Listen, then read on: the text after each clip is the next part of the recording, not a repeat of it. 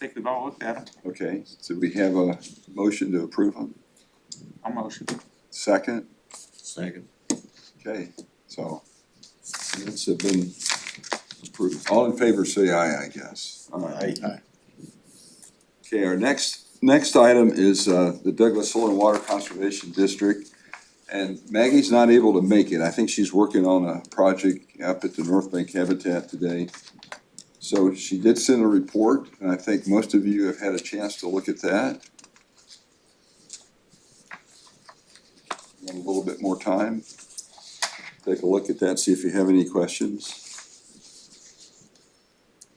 So just a couple of things here. Actually, Carrie, do you want to talk about the Distaff Thistle Patterson's curse work that was done? She said you could add a little bit if you would, please. Sure, Carrie Carrasco. Sorry. And Mark's coming in. Yep, Carrie Carrasco, Oregon Department of Agriculture's Noxious Weed Program. And Maggie submitted a grant this last cycle. She's working on a grant to also continue the work into next year for these two species. And this last season was a success. We only found 9 Patterson's curse plants. It's across 2 properties in Douglas County. There was a lot of blackberry burning control work out of those properties, so this next year we may have a big flush of seed when you disturb ground. That can happen sometimes, but we're relishing in that we only found 9 plants this season, so that's good. On the distaff thistle front, we I think it was 2.3 net acres was treated. Our biggest improvement this season was a partnership with Brian and his crew for their properties out at Lone Rock. It was a really successful, he had his contract crew, I had mine, we were both out there. I've got a lot of work done out on that ground. 2.3 acres is net. That was That's over net. like maybe 5,000 acres? Oh, our gross acres is huge. Yeah. Like we are hunting and pecking, finding these plants across 40 different landownerships, you know, working with over 40 landowners throughout the county. So it's a big gross area. But just get less than 3 acres, that's the scale we're at with this project. It takes a lot of effort to find the plants that we do have. And they're both A-rated weeds at the state level, so that means that we are charged with working towards eradication. So that's why we are so meticulous in the work we do. So Maggie's working on the grant to continue that through the Oregon State Weed Board into 26. And we're hoping to include the same partnerships moving forward. Sent that in. How long has the Patterson curse been treated? We 20. discovered in 21 years. 21 years. Can you bring it down This will to? be the 22nd year, 26. And yeah, it's been a long haul. In the beginning, it was before I was here, it was Ken French. They took helicopter and they sprayed. There was so much Patterson's curse, spread over 300 gross acres. So to get it down to 9 plants, great. Yeah. The distaff thistle has a much longer history. The late 80s is when that one was first found in Douglas County, and it's been worked on ever since. The distaff thistle. And then yellow floating heart is another A-rated weed that is in Douglas County. My biggest success this year is I've been working on a pond for over 10 years out towards Kellogg. This is year 2 with no plants. So, yay! We have eradicated yellow floating heart from ponds in Douglas County at the golf course. We have several that have been eradicated there, so it is possible. And then the water bodies up on the Umpqua this year, there were no fires up there, so we had easy access getting in and getting treatments done late summer and in the fall. We got 2 treatments out at Beaver Pond, which is up out of Steamboat, and then Willow Sump. If anyone's familiar with Willow Sump, that's where we also had it. We've been working on those for a number of years, and it's like Willow Sump is down to less than 1% is left, and then Beaver Pond was found later, and we've had some issues getting in with access with fire seasons. But again, we're probably 75% reduced on what we found. while I'm here, you want me to report on new species that the State Weed Board added? The State Weed Board added 3 new species to our state noxious weed list. Oriental bittersweet, yellow bush lupin, and it's called stinkweed or stinkwort. And I can get Tracy or one of the board members, your new chair, whoever that ends up being, I can get them information on all 3 of those species. Yellow bush lupin is only found on the coast, so that would not, I guess you guys have a sliver on the coast, Douglas, that reaches out, but it's really in those dune habitats on the coast. So I wouldn't think that would be a big one of concern here.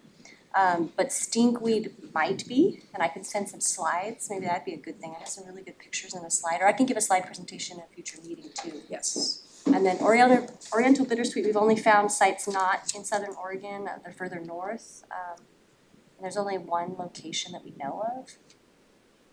But it's one that we should probably educate ourselves on, because I think this could be habitat for it here. Douglas. But I can make a Is it also presentation. this? Or is this a different one? It's bittersweet. But it doesn't say oriental, it says roundleaf bittersweet. Round leaf, Is that it? changed it, I'm not being PC. So I will pass this out during our new business. And I could give a PowerPoint in the future too of the other 2 species if that's something you'd like. But yeah, those are the A-rated weed updates. So I think Carrie's comments show you how hard it is to eradicate something as it gets going, the need to stay on top of things. And those of you that were on our tour to the blackberry control tour, we went down to, up on the hill behind the Dillard Mill Complex. And I don't know if you've driven by there recently, but they had a very successful slash burn up there, cleaning that off. It looks really good to my eyes right now. Okay, thank you, Carrie. So the other thing that's on, there's a couple of things on Maggie's report too. There's on this page 2, there's something about designated weed authority. And I don't think we want to talk about that today. But I think that the board needs to get with Tracy here sometime soon and discuss that. And then we still have, there were no financial transactions. It's on the report there. We still have $2,226.01 in our account. Does anybody have any comments about anything else on here? I have a question. Is that the educational fund or just the weed board in general fund? I think It's in general. isn't it? I'd say in general, it's the monies that you probably generated through Weed Day over the years. Or some was grant money left over, some was Right, donations from different people, the tribe, the individuals, Right. yeah, Livestock Association, Farm Bureau, yeah, Paul Creek Timber donated. timber, sorry. Okay. All right. So our next item here is Ian, NRCS. Hey, I'm Ian Bernat, NRCS. I'm a soil econ out of the field office here, currently acting district conservationist in Tangent, but happy to make the meeting here today. So are you ready to, how are we gonna? Got it right here? Okay, Let's make sure IT knows that we're doing a presentation, we're ready to go. There we go. Oh, thanks.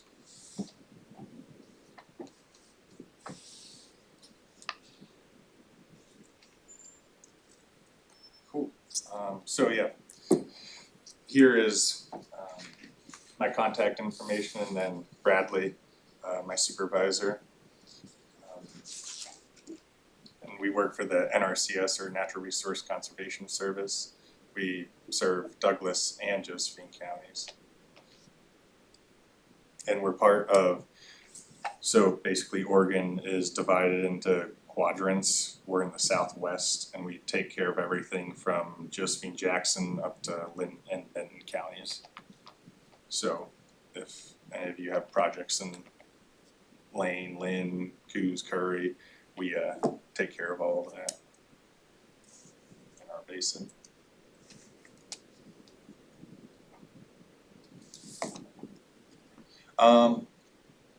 Before we go into this, does everyone have an kind of understanding of how the NRCS programs work?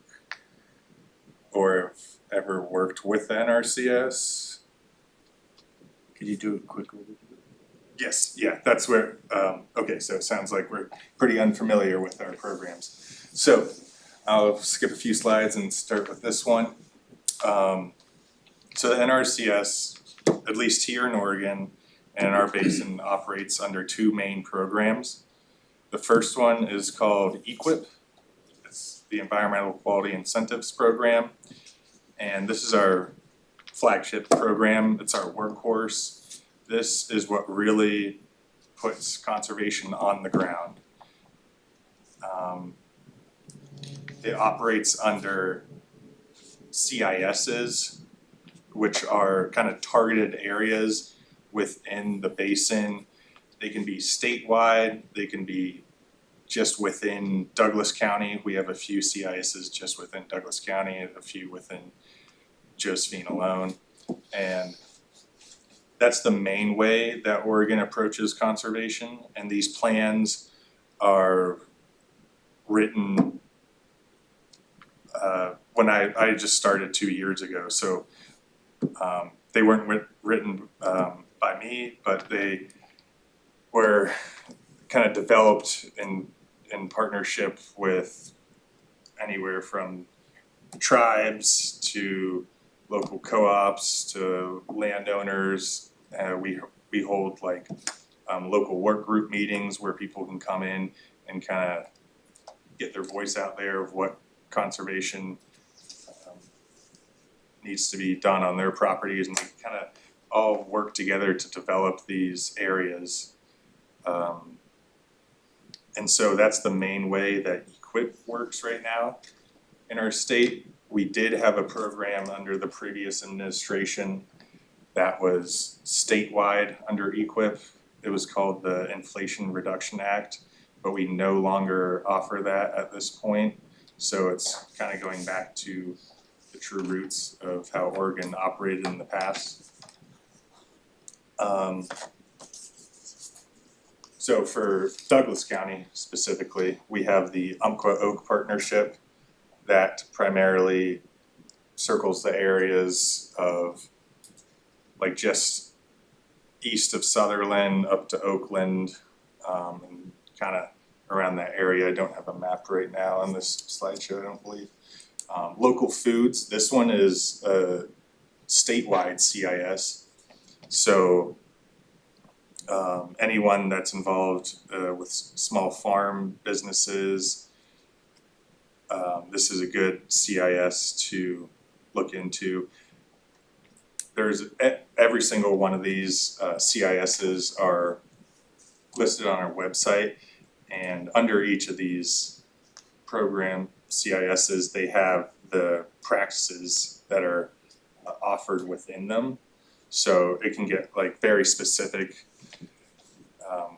what we can do within these programs, and kind of not specific but like targeted more. So I can send all these links out to afterwards. And then our CIC is another statewide CIS. This is more focused towards pasture.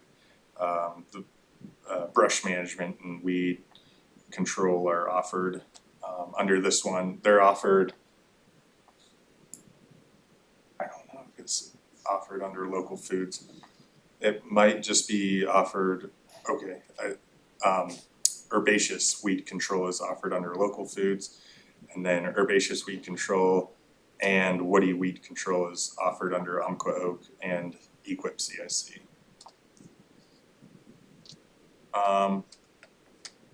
Then our next program kind of how this works for most of our landowners is they'll reach out with resource concerns. That's how we classify or what we call someone that needs help with their weed control. It's called a resource concern within the NRCS.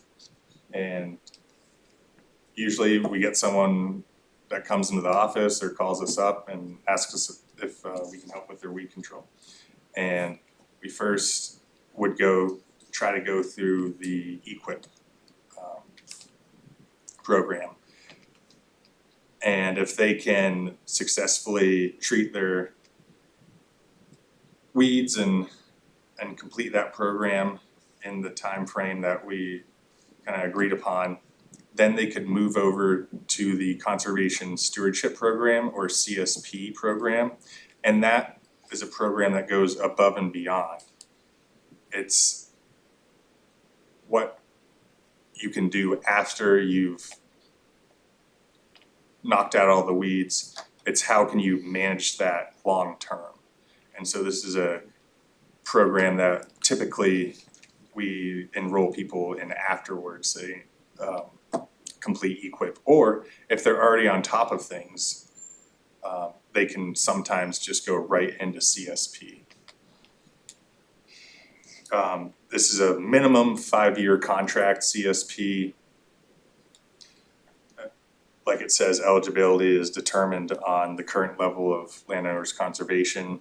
So if you've completed an EQIP successfully, it's pretty easy to roll over to CSP if you want to do more.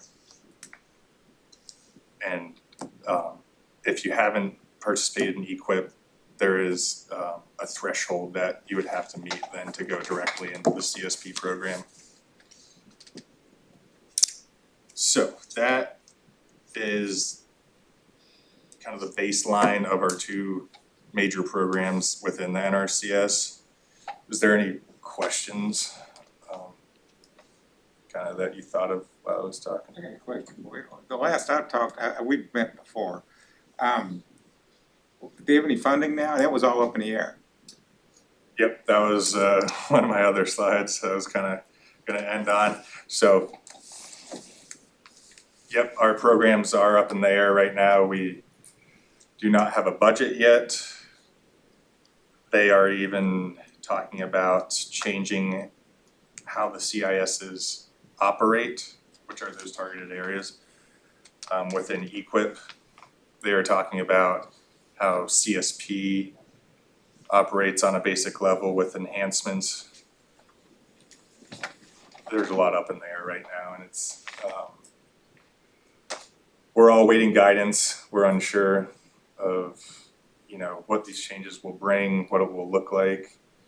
We just started back exactly a week ago, so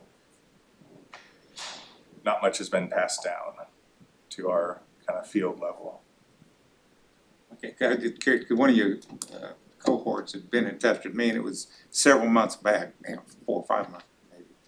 And they had talked about a project. They said, but there's no sense getting into detail right now, because it might all go away. So I was just curious and I never heard back, and I haven't bothered them on the account. Yeah, it's still it's even, I would say, a little worse right now than it was a couple months back, just because by now we would kind of have an idea of how much money is going to each of those targeted areas. Mhm. And that could give us an idea of when we go out to these landowner properties. If you're looking at like an 80-acre property and project, that's easily gonna be in the tens of thousands of dollars. And if we have a budget of like $350,000, that could go pretty quickly if we fund like 3 or 4 projects. I was just curious. Yeah. So are there individuals or entities already in the program that already have funding that is still secure? Or is the entire program unsecure? So everyone that has been obligated or those funds have been set aside for them is basically what obligated means. Those are secured for them. That will not be taken away. That funding is set aside for their project, and it is on them to complete their project and get that money reimbursed to them.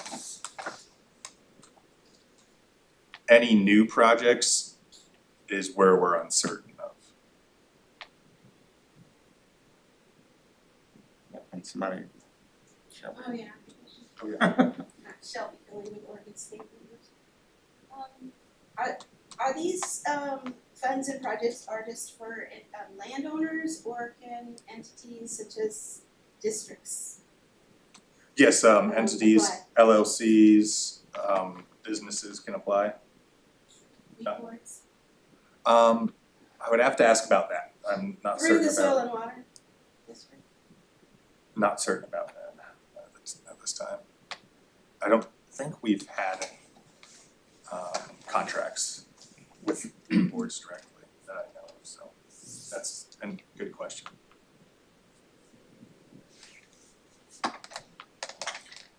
Reminder to the audience members, if you ask a question, we have to stand up here because their audio doesn't pick you up when you're out.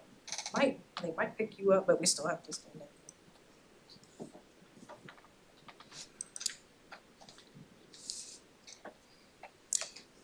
And I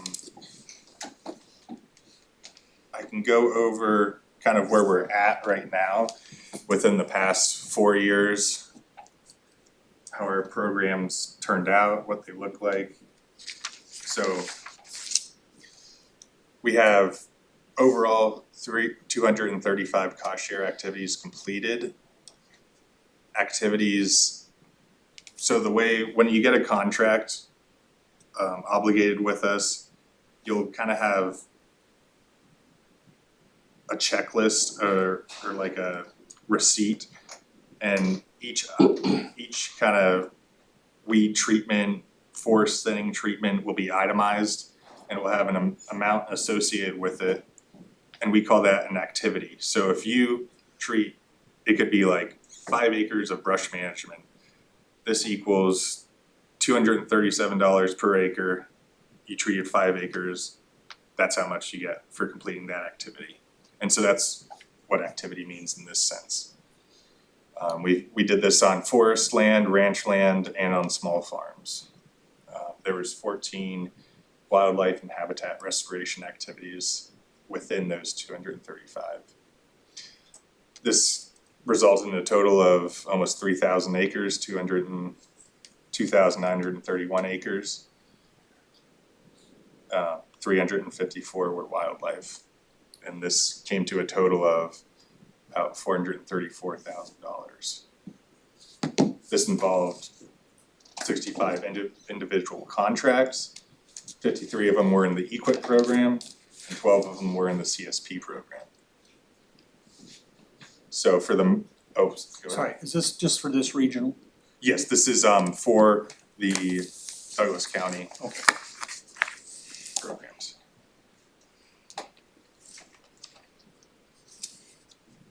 So as you can kind of see in this last one, for the most part, the people reaching out to us are not quite at that CSP level, and so they'll typically be eligible or able to enroll into the EQIP program first.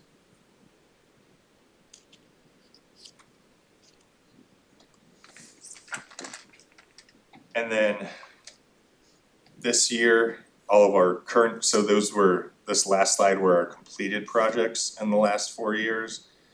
This slide is our ongoing current and into the future activities that we have going on. So right now we're managing 187 activities, 8 with wildlife projects with a total of about 2,000 acres.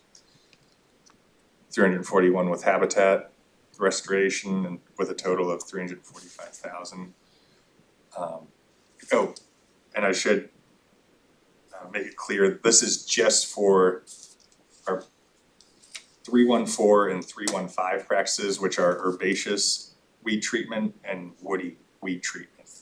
So this is all that it's looking at.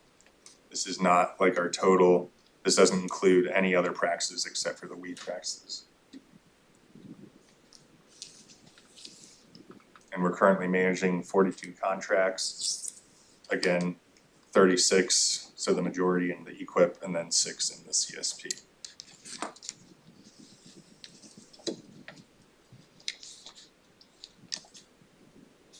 So I appreciate that information. It gives us an idea of what's going on Yeah, in the county.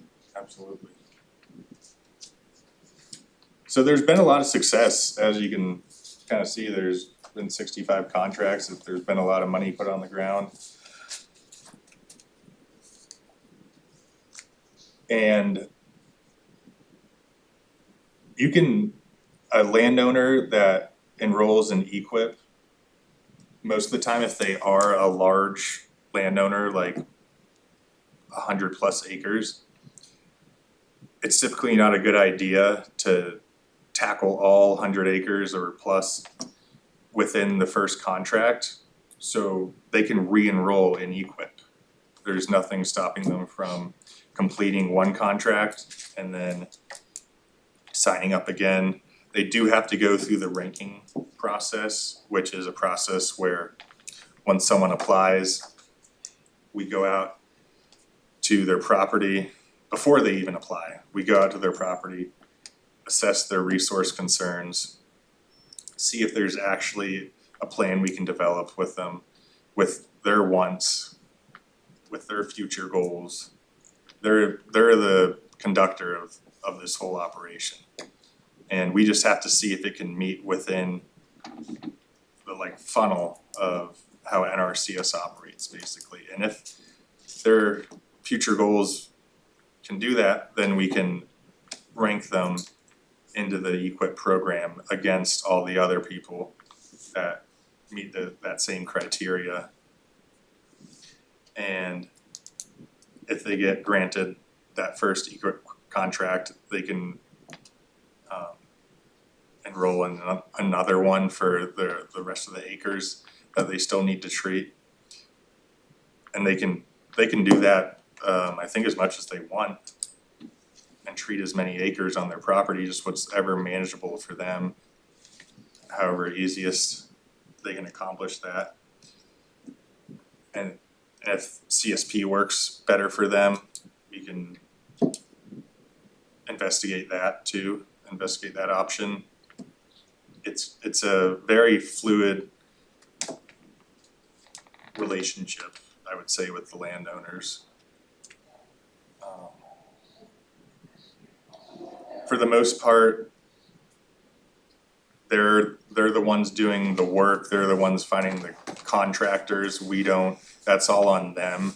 We are just kind of the technical leads and the financial backing behind these projects.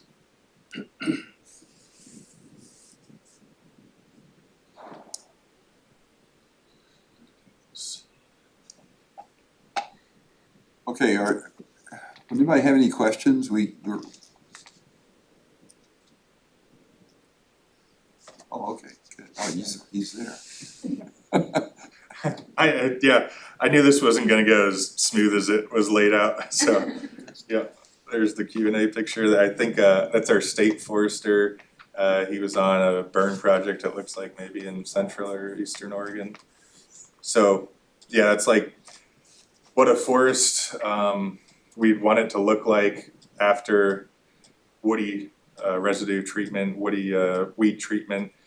If the landowner can kind of make a nice 6 by 6 foot pile of debris like that and burn it when the time is appropriate, you can get a great looking landscape like that. Okay. All right, well, thank you very much. Absolutely, Appreciate you coming, and tell Bradley we appreciate it. will do. Thank you for having me. I just wish you could treat more acres. But we can only do what we can do. Next, we have Peter Van Es with Agra Ag Drone Solutions. Yeah, can I borrow that cord real quick, Oh, please? absolutely. Thank you so much, Mhm. appreciate it.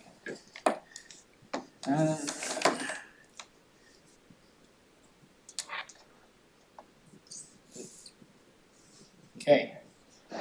Maybe. Nope, that's not what I wanna do. Alright, so drones versus weeds, new tool in the battle against our lovely nemesis. This is just a brief agenda. I can probably talk all day about what I do and how I've come to this awesome adventure, but AgriAg, well, we're gonna talk about a little bit about our philosophy, my tools, the challenge that our lovely areas bring to it, the solution I bring, and my approach to working within area specifics. So, our philosophy. So my company, AgriAg Drone Solutions, I like to deliver next level solutions to the South Coast and beyond. So we are blessed with lovely hills, lovely vistas out here, but they don't make for fun treatments, if you haven't guessed yet, and drones are great solutions for it. We have been continually looking at different ways of using drones, as well as partnering with a lot of many different organizations in the South Coast and here as well to help fight the invasion. So about AgriAg, so I've been flying for about 5 years now, well, flying drones for about 5 years now, applicating for about 3. I got my humble starts on cranberries, fertilizing.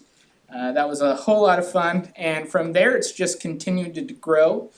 I'm fully FAA licensed, which is a whole big thing, but along with that I have my aerial, ornamental, forestry, ag herbicide, insecticide, fungicide, and coming up roadway licensing. Just to kind of let you know of how long I've been in the invasive weed industry, which is kind of crazy, but I came to GAG about Gorse Action Group probably 7 years ago. Gorse, if you know, is a really fun project we have down by us, and I presented to the Gorse Action Group about benefits that and ways that we can use gorse. And I pressed these blocks into I made a Peterson press and I pressed them down trying to do burning logs. I didn't know it at that point, but I was gonna find a different way of being involved in treating gorse, and that was by killing it. So here are a little bit about my tools. So this is the T50. Steve, I now know why we didn't want to bring the drones here. The T50 weighs about 90 pounds without the battery. I can do anywhere from half a gallon to 25 gallons per acre of treatment. It also can carry about 120 pounds of granular, about 50 pounds of seed. And we're able to put that out between 5 to 500 pounds per acre of product. This has an average speed between 10 feet per second, sorry about that guys, to 32 feet. Obviously on our hills you don't want to go too fast because those hills will catch you very quickly. So I travel on hills about 15 feet per second. The cool thing about these drones is they have an adjustable atomizer. So you can go to really fine, obviously we're not applying too much at the fine mist, but then you can go up to 500 microns, which really makes big droplets, bringing that stuff down. My newest drone is a J150. This has a swath width of 32 to 40 feet at 10 feet in the air. This has a 20-gallon tank with a spreading tank size of 180 pounds, which is crazy. They're getting bigger and bigger. And this average application is between 15 to 32 feet per second. In flatland country, you can go 40 miles per hour. We're not doing that out here. It's just too risky. The J150 also has the adjustable atomizers. We're working on getting it up to 450 to 500 microns, which for the forestry, that's kind of where we want to be about. With micron size, that's the droplets that are putting out. So the smaller you go, the finer the droplets go, which for aerial, makes a bigger concern for drift, so I like to go as coarse to ultra coarse. I also have a mobile spray truck, so I'm able to get to the harder to reach areas. I have a 500-gallon spray tank that has a mixing setup on there, 28,000 watt generator. It will be plumbed to do boomless spraying by this winter. And I will also be getting, I have a side-by-side with hose spraying capacity, which will also be a boomless sprayer. My hose sprayer can go to 300 feet. So I have a lot of different opportunities to treat projects, which is really exciting. So another part of my business is mapping. So normally if I can go to a job and get a good map done on it, I can fly between 150 to 200 feet above an area and get an updated map. 40 acres takes about 1 hour for a standard 2D ortho. Mapping takes about 24 hours to get back to you, but this gives us a lot of great information, even just with the 2D ortho, which I'll show you in a little bit. I also have the capacity to do multispectral, which multispectral is essentially the drone's gonna fly over it. It takes a little bit longer and it has a few different sensors. And as that drone flies over, takes the sensor, the leaf is going to bounce off, show from the sunlight, different wavelengths of color. And from there, you can inspect the images and get a little bit more information about healthy weeds, too healthy weeds, and also maybe stress on crops. So this is a few examples of gorse. As you can see, this is all really all that nice yellow flower. And then when you put it under ortho, under the multi-spec, you can see every one of those yellow spots is that deep red. So what we can potentially do during summertime is see where that green thriving gorse is. And the same could be done with blackberry as well. When the grass dies off, we can tell the difference, which has been really cool. This is an example of the 3D processing. It should be coming up. Is it there? Why is it not there? Oh, here it is.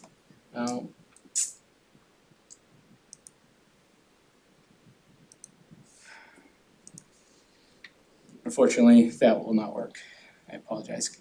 It's really cool. I can send that out to you. Probably.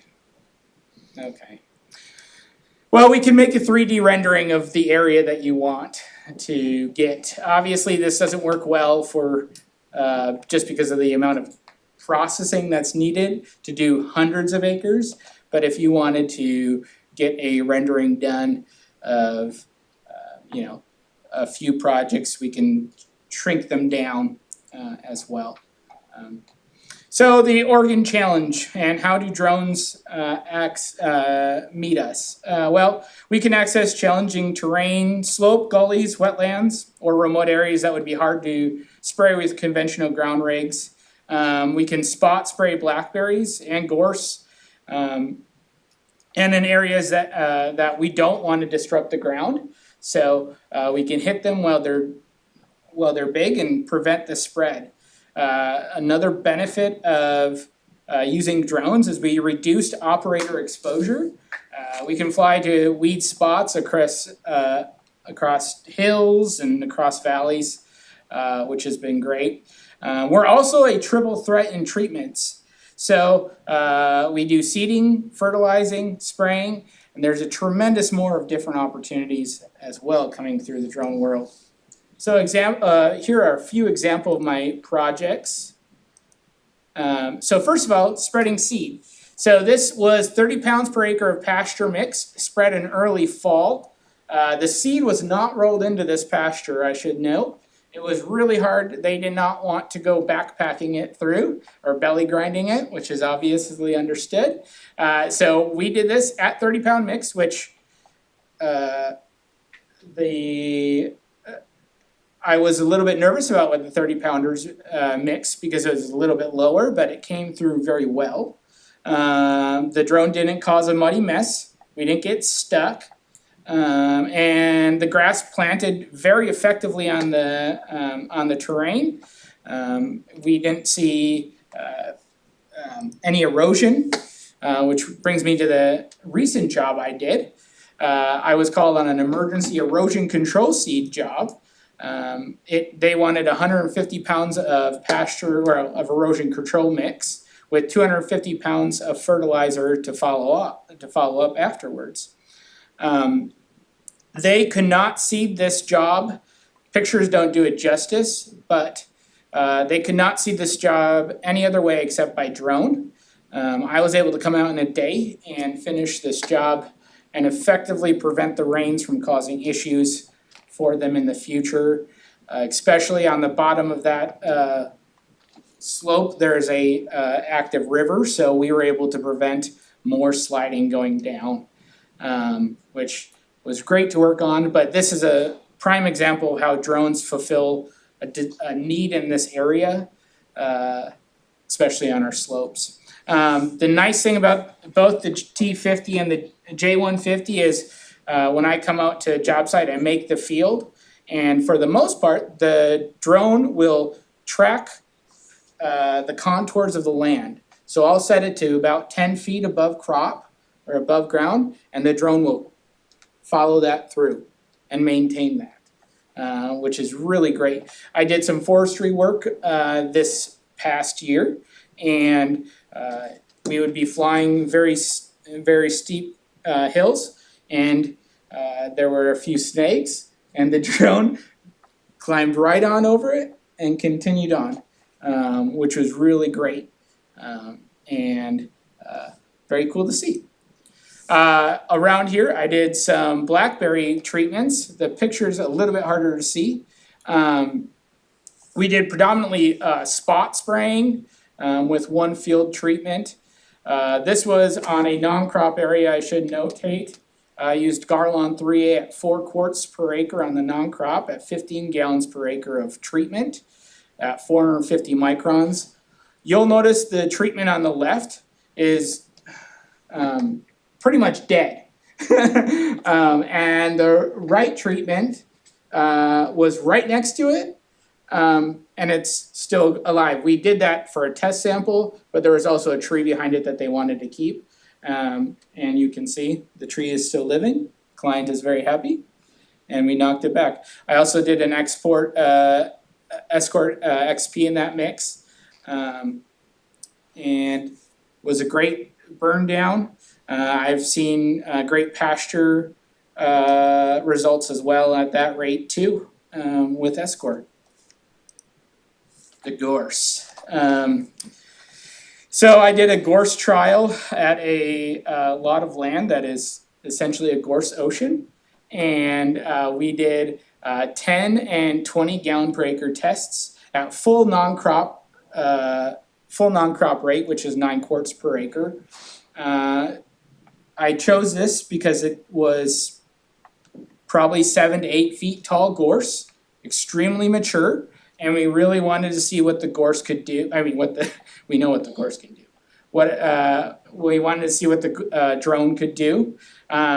These were taken. I did these in 2024. These pictures were taken in 2025. Both were very successful sprays, but the 20 gallons per acre were definitely better results on the coverage. I believe you can probably go down to 15 and still get the same results of the kill. But you can see I did 2 passes right down the middle of the gorse, so we could see there. That's about 20 feet swath, about there. So our solutions, working with it, what does it look like to work with us? So I have a step one, initial project intake and treatment process, followed by a job site visit, and then step three is application day. Step one, you can either call me or go to my website, and I'll show you how to do that on my website, but this is essentially, you're gonna give me all the information of what you'd like to do on your project, the acreage, the weed that you like to treat, as well as the chemical that you'd like to use. You might like to know how to choose a chemical to work with drones, and essentially how you tell if I can apply it is if it has a conventional aerial label, that means I can apply it. And obviously, the label is the law, as they say. And this is, I created this on my website. This is a submission form. It works very close to Onyx, where you can pull it up and you can draw the field that you want treated.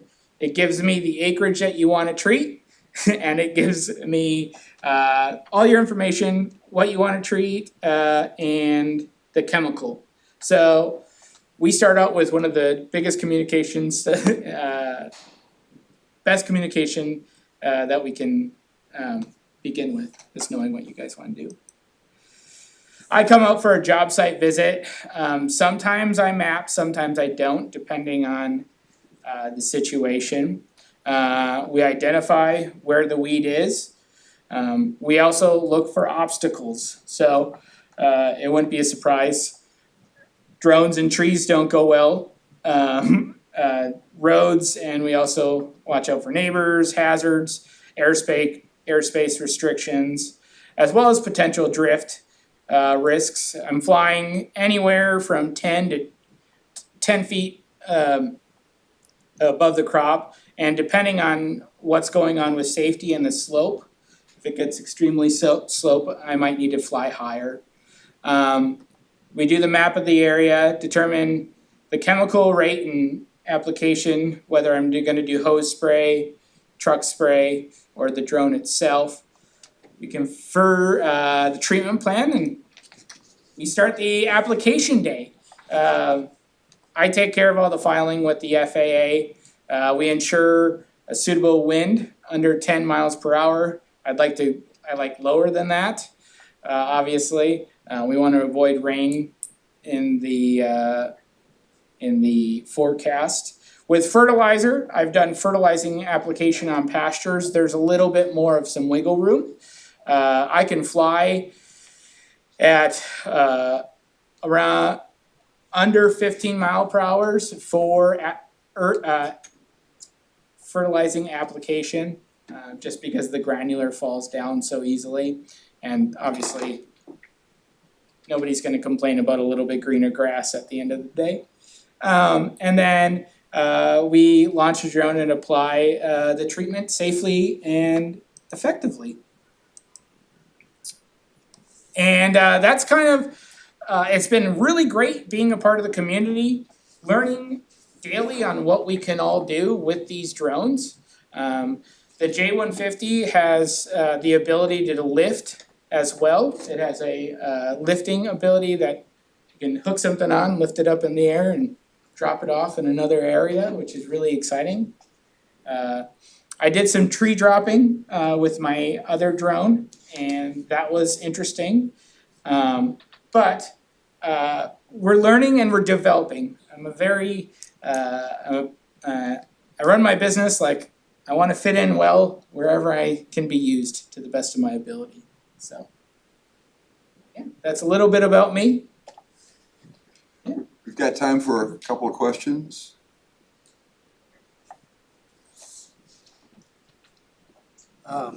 Position accuracy. I've got a plot of land, you're gonna take 2 takes to do it. So do you drive this by a camera and by hand, or is it GPS regulated? Does it start right where it left off? And does the swath width figure into that? So the cool thing about this drone is when I set up your field, when I start, just goes back and forth from the whole job. And even if I have a rain, like, let's say we have an interruption in the day, we have to quit halfway through, I can come back the next day and start right where I ended. In terms of the accuracy with spraying, it's really darn accurate with the gallons per acre. The spreading can have a little bit variableness. That's because, well, it's like 3 gates that are opening, so it's like a 10-pound variableness per acre rate, which is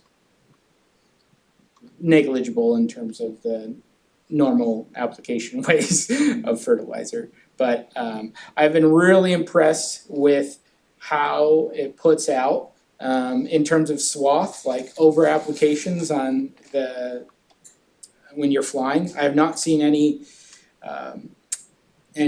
crossover on that or burnage on there, whether it's from fertilizer or herbicides. Yeah, it does a really good job. It keeps track of where it's going, where it needs to go. The biggest thing is that I tell growers is if you say your field is 50 acres, more likely than not, I'm gonna have to come in a little bit because of trees. So your 50 acres becomes 45 acres by the end of it because of that tree border, which I have to, make sure I don't cause any issues that way. So, Forestry is even more difficult. yes. Pretty much all most of it's manual, from what I hear. So You got slash piles and snags and all sorts of other stuff. I did about a little over 250 acres of forestry this year. And I came and mapped every forestry job with my small drone. And then from the mapping that I did, I was able to bring out my fields to give me buffer on the trees and everything, which it worked out really well.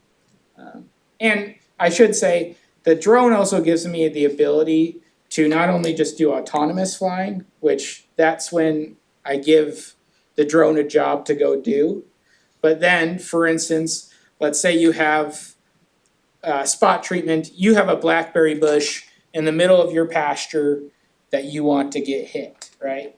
I can go and fly out to that blackberry bush, turn on my sprayer, you get about a 20-foot round circle when I'm spraying, and then turn it off and come home. Which is pretty cool. You don't need to go out there and get stuck. The same thing like for forestry, I had to just touch up some of my roads, some spots I wanted to get on the outer side of my fields after it was all said and done, so. Fence lines. Yeah. It just takes forever to walk fence line. Yeah. So how many acres per day can a landowner expect? You say you've got a 100-acre field. So, it depends on what we're treating and how we're treating it. For instance, at the 15 gallon per acre mark, you're between 25 to 30 acres a day. Cause it just does take a while. Now at the 7 gallons per acre for for forestry, we were at, I think we were at 40 to 45 acres a day, if I remember right.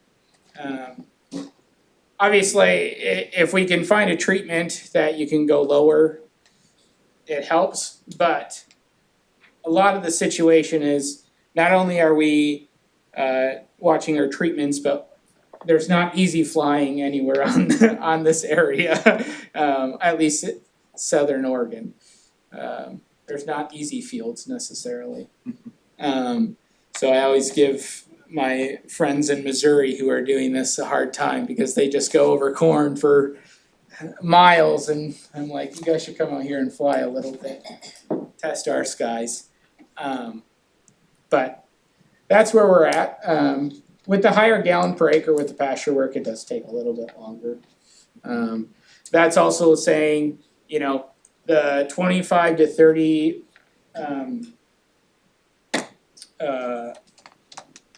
acre treatment, that's like full treatment as well, you know? I did 50 acres, if we were to say 50 acres and there was 3 acres of spot treatment, hunting and finding it all, that took about a day to do. Just because you're going out, hunting down that one blackberry bush, sitting there and my drone can only stay up for about 15 to 20, we'll say 15 minutes. So you can't go forever on it, otherwise it will be a bad day. Battery life is your limiting factor. Yeah. So that, I take that's with the T50. Yeah, it's with the T50.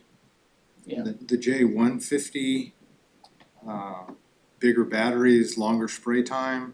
So the the J150, and why I got it is it's the first drone with LiDAR on it. So the T50 is great at obstacles, but the J150 is even better because of the LiDAR. And what LiDAR essentially is it's shooting lasers out, catching all of the smaller stuff. And what the J150 is going to allow me to do is to lower my height on application for forestry, that is. But also, in theory, I should be able to do more acres with the J150 because of the swath as being such a bigger machine. We're starting to do trials with it, which is really exciting. I'm the first one on the Oregon coast that I know who has one, so this will be a fun deal. But I think it's going to bring a great tool with a 40-foot swath on treatment. You can get a lot of ground covered quickly. Okay. All right, I appreciate it. Yeah, thank you guys for having me. Real quick question.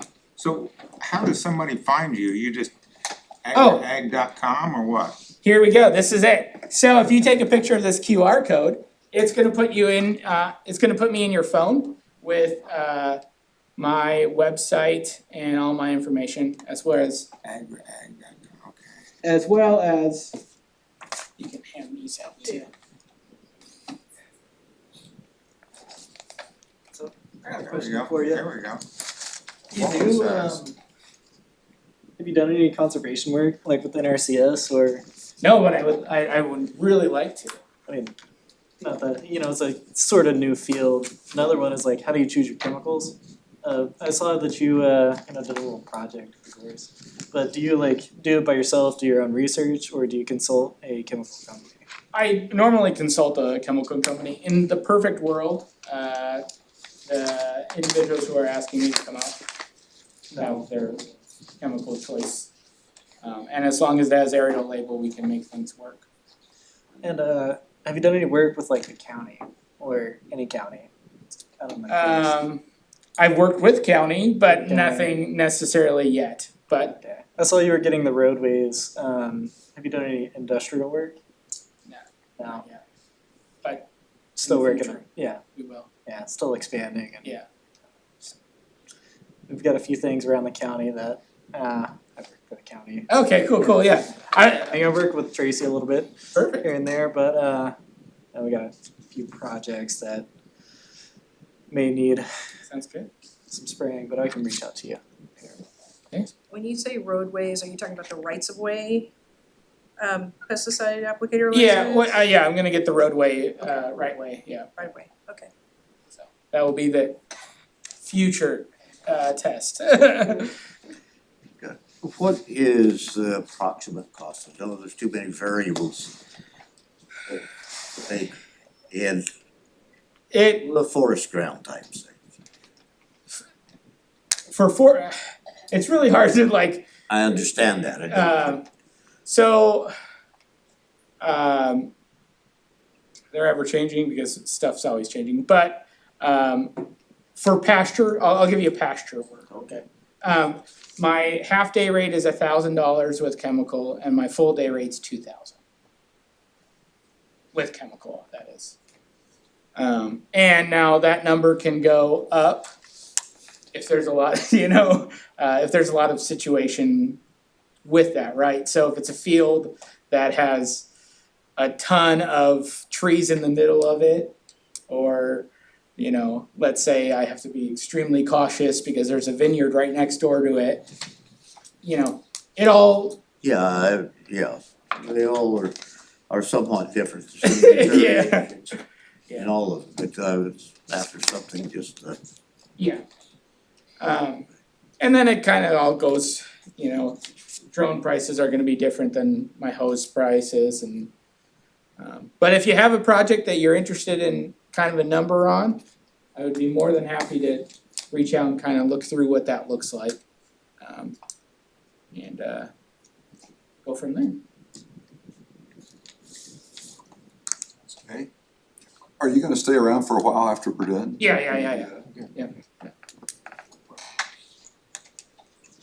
Right. So, Shelby, I think you're retiring, right? Am I up? You're up. Okay. Shelby Philly, Oregon State University. I'm retiring in 4 days, well, 3 after today. And so I had to give up my tenure track position, but I'm Professor Emeritus. They awarded me for my work with Oregon State University so far, and I'm staying on as a livestock and forages volunteer. So you all inspire me with all the amount of volunteer work you do. And all our 4-H people and master gardeners and all of that, it's just incredible. So I figured I can stick around a while longer and do a little bit of work, like with the weed board and stuff, but yeah. Well- Over and out, but not gone. The board wants to thank you Yeah, for all your many years of working here.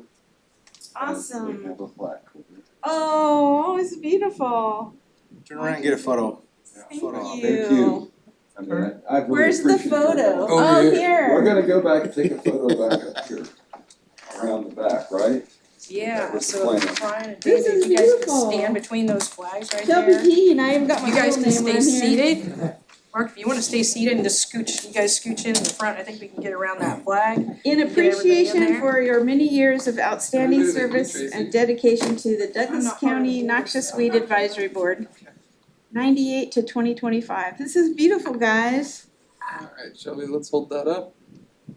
Pretend like I'm a photographer. And bring it a little bit towards you so we can get everybody, there we go. There we go.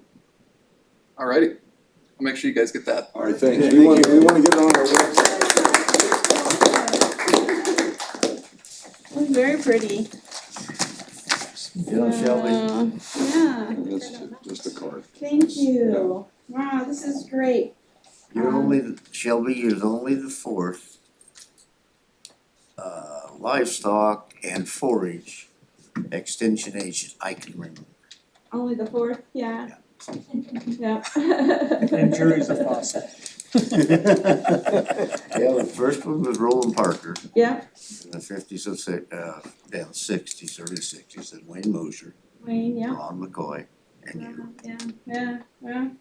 Well, hopefully we'll get another one, you know, and stuff, but, you know, when I was interviewing for the job, there was a group of people that took me around the county for 2 hours, and then I met with a group of producers, and you guys might have been there, I don't remember who all was there. And met with a group of people in the kitchen conference room, and they said, okay, Shelby, what's our biggest problem in Douglas County? And I'm all, I've only been here for 2 hours. I don't know. And in unison, they said, weeds. Weeds are our biggest problem. So I went straight to Ken Bear and said, let's get the weed board going again. So, yeah, there we went. This is beautiful though. Thank you. It's been fun. Thank you. Okay. So, our next item is, before we leave, is election of a board chair. I'm stepping back. We need another chair.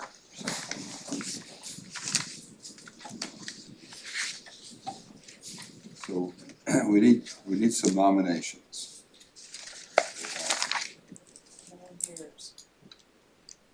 I was told I can't come home. Under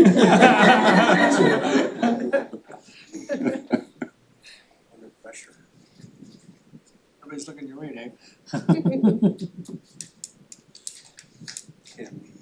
Can we go without a chair?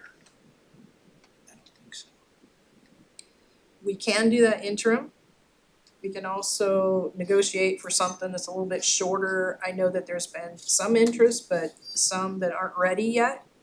And we can also, I can take on a little bit more, you know, in the interim, and then we can kind of ease back into it. And Steve's got some big shoes to fill with all of the work he's done to line up presenters and, you know, take care of acknowledgements and things like that too.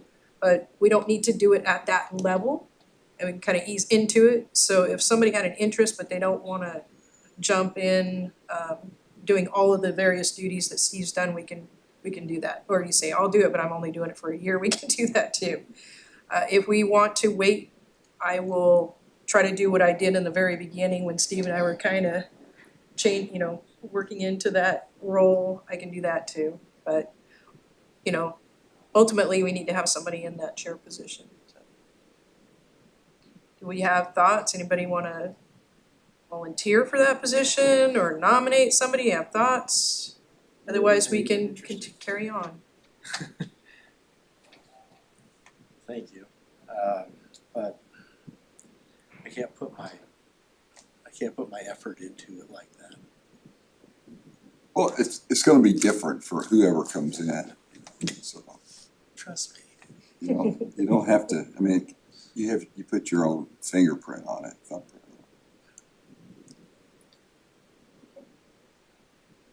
I'd rather not. Well, for the next 2 years, I'm president of PER, the watershed, a local watershed council. And a lot of the same things, putting together board meetings and presentations and lots that goes there. As well as a normal job at Lone Rock. But if we could ease into it, I would love to do it at the level that you've done it. Having tours once a year, that's what we're all about. Getting this information out there, getting landowners involved, getting people involved. If I could possibly ease into it, and then in a couple of years when I'm retired, then we'll see what I can do. It would almost be in name only at this point, just to have a chair. I would be willing to do it. I'd be willing to nominate you.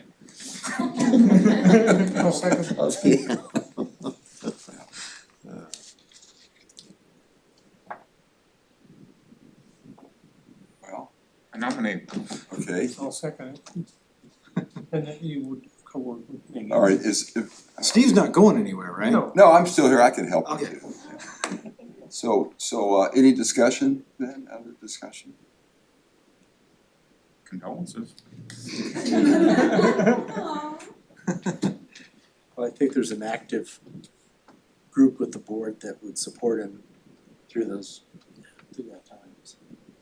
Whatever you need. So do we need to vote? And we need a vote then, so somebody call for the question. I'll call for the question. All right, then all those in favor signify by saying aye. Aye. Thank you, Brian. Abstention? Those opposed? Okay, good, thank you.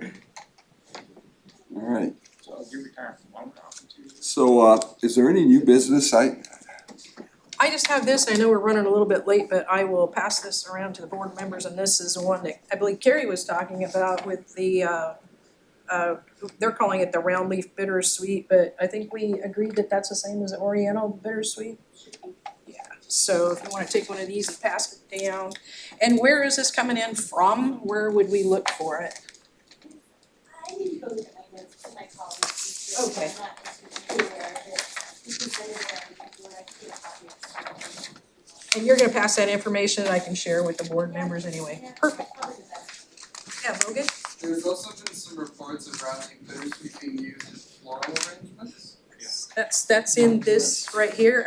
I liked this article because it shows it on pumpkins and where you might see it in that, so I'm glad you brought that up.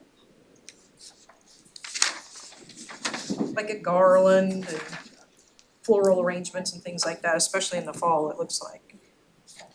You get 3 of them.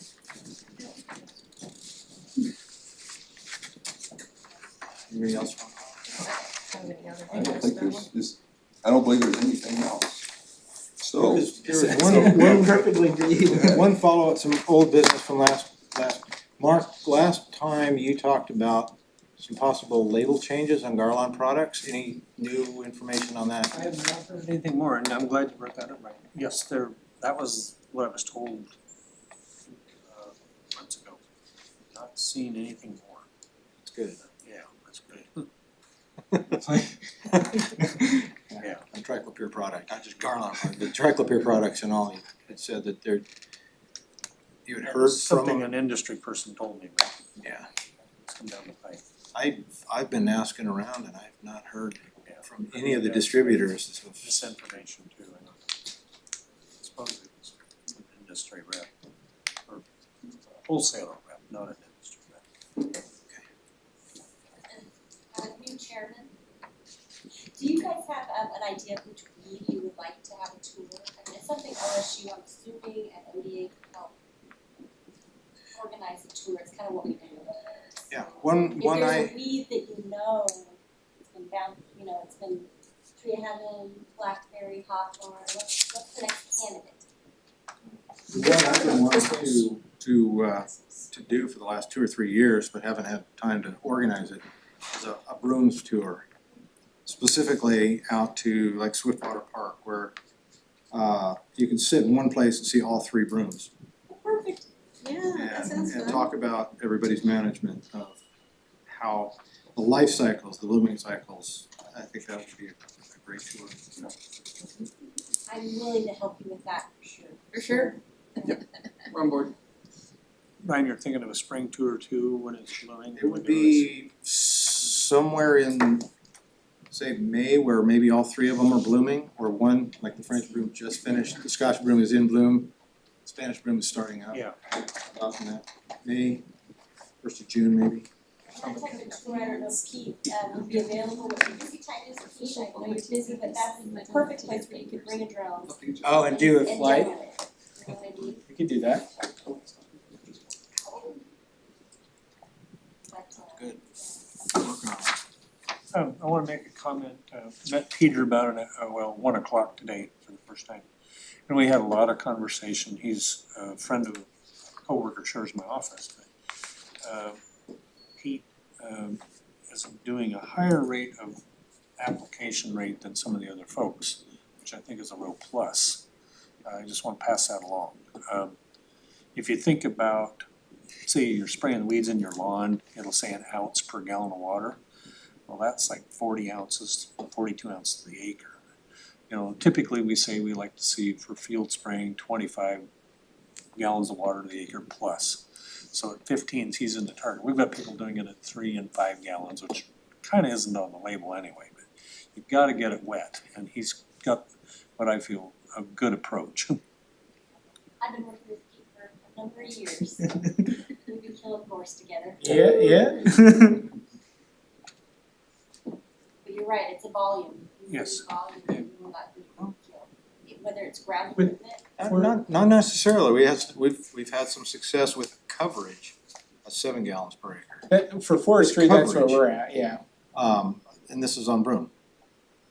Broom's easy So, to kill compared to gorse. If you've Gorse is got 15 gallons per harder. acre at the 500 micron, or no, the 100 micron. The 500, the bigger Bigger drop, droplets, yeah. the 500 micron, it bounces off. But if you have the same coverage at 100, you're wrapping around. And what's nice about the drones is it's a forced down spray, so it can actually get some ground effect, come back up underneath the broom. So it's the coverage that's more important than the gallonage, from my perspective. I've had for the mature stuff, as blackberries and gorse with triclopyr, that's the 15 to 20 gallons per acre rates that I normally do. For forestry is, because I do the, the site prep. Mhm. That's at the 7 gallon per acre with 450 microns. So with your drone then, you end up getting the down swirl as a helicopter.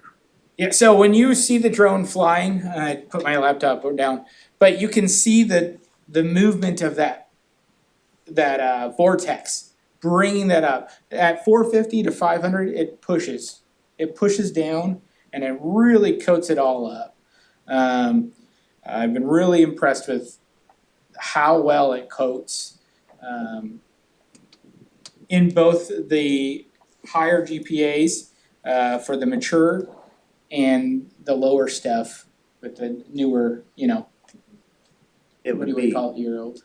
be in something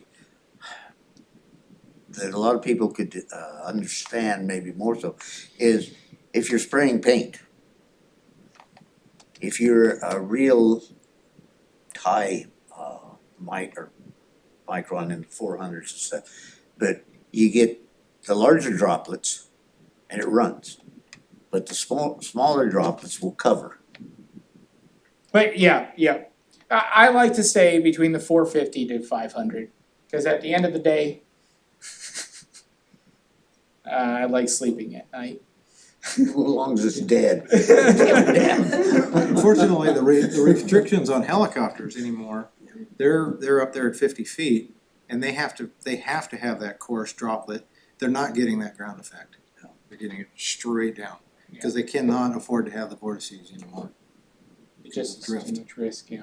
But you're at 10 feet, Yeah, you're right there, and it's pushing it right down into the So you can plant. you can put it in, well, not having any wind, that's, I know that's a factor. But, and on the Oregon you coast, can- by spraying at that 10 foot over their 50 foot, you don't have near the problem then with drift. Right. And use anti-drift. Yep, I do, yep. And for forestry, I fly a little bit higher just to avoid the snags, because they can catch you very quickly. But I use anti-drift, I use Windfall, which is one of my favorites. It's a spreader sticker, evaporation reducer. And for forestry, it's not as big of a deal if you burn. I mean, you don't want to burn the trees during release, but we've done Windfall and MSO. Some of the labels have directions on gallons that you have to use and concentrations for aerial application. Mhm. Are those out of date considering the new drone technology and how close you can get? So, label at the end of the day is the law. There's not a lot of labels that say specifically drones. Yeah. The EPA has said, if it has a conventional aerial label, we're good to go. And so if on the label it says you have to be at 10 gallons per acre, that's where you're cut off. Is it working for drones? Yeah. I mean, a lot of my business is triclopyr. And so it's the higher gallons per acre that I use, and it's generally has done a really good job. That's good to know. And the cool thing about the industry is we're always growing. And I'm one of those type of people that's always learning. So if we see and find changes that we need to do, let's do it so we get better application at the end of the day. And the drone that's here, that's brand new this year is gonna be, there's gonna be a whole nother new one in 2 years with different bells and whistles. All leading to, great application opportunity. Out with the old, in with the new. But you know, alongside that, like some of my favorite aspects of drone work is like not only can we do the application of herbicide and fungicide and insecticide, but the seeding opportunity that we have here now is tremendous. We have seen, you know, pastures that have been fertilized that people will say, I would have never gone up there and did anything with that, you know? The same thing goes for, you know, gorse removal.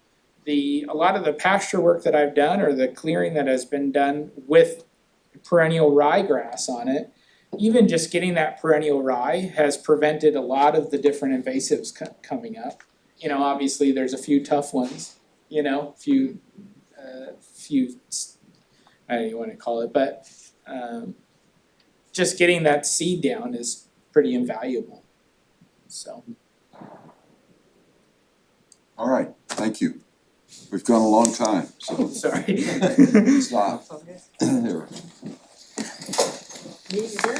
We're adjourned.